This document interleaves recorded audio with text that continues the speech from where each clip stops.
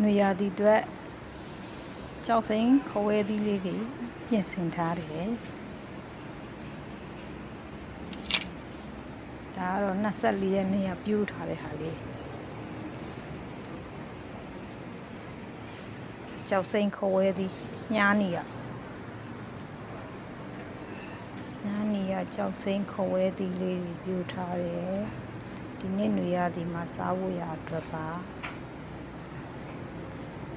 ကဲစားရမလားမစားရမလားဆိုဒါတော့ပူစီနံလေးဒါတော့ခြေနဲ့ဟာရရင်နဲ့တိုက်တာလေဒါနန်းနန်းလေးဒီရောစာကျွေးတယ်ဒီနိုင်လောက်ဒါချင်း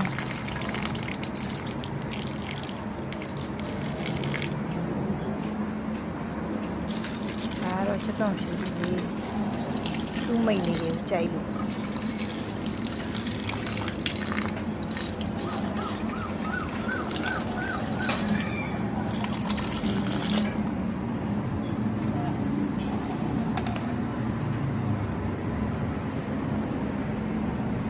မုံ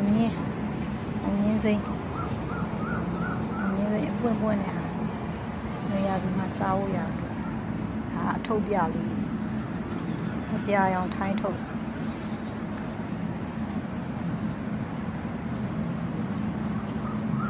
မုံညင်းအချိုပေါ့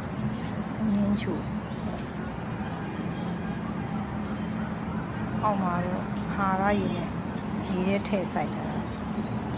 45ရက်ဆိုစားမှာပြောတာပဲဒါတော့ပြိုးပင်ကနေခွဲထုတ်တာပဲနည်းနည်းလေးဒါခင်းညင်ဒီပြိုးတာမချင်း